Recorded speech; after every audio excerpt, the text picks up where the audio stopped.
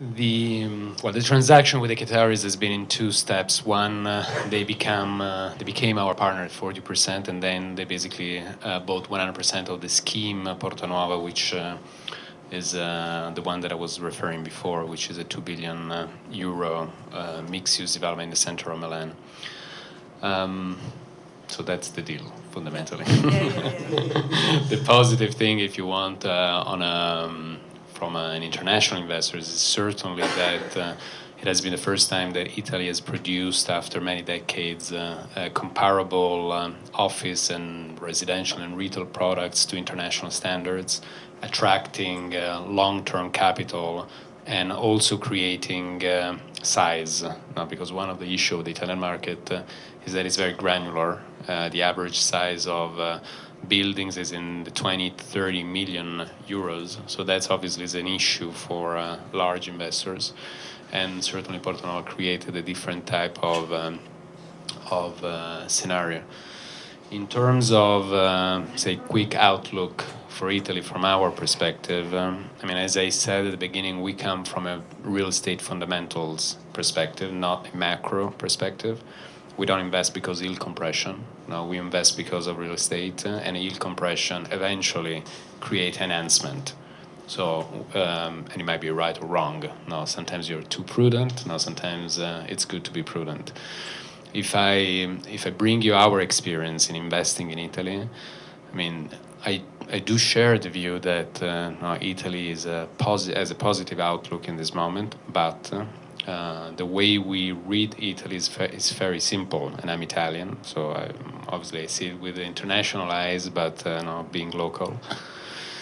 And the simple story is, I think Italy in the past has been underestimated by investors, because Italy has a size of economy which is not comparable to Ireland, and with all due respect, somehow also to Spain. So in the past has been underestimated, and unfortunately, as we all know, or at least I'm convinced, capital have short memory, and that's an issue. Because when capital comes back, sometimes you have all these people willing to deploy capital, and not always they're rigorous in underwriting. So today, Italy is a country that is going through, yes, some more political stability, which is positive, is going through structural reforms. It will take long before the structural reforms create growth under the best scenario. So I don't see growth for Italy in the medium term. So that brings me to be prudent, as well as if you read demographics in Italy, the demographics are flat, or even negative from certain perspective. So within this scenario, I see personally an Italian economy, an Italian market that will certainly recover. It's not going to be bounced back now with core investment with opportunistic return. So it's going to be more kind of a selective market to invest in with in a prudent way. There is an angle for Italy which is very, very specific to the country. I think that the real estate in Italy across any uses, it's obsolete.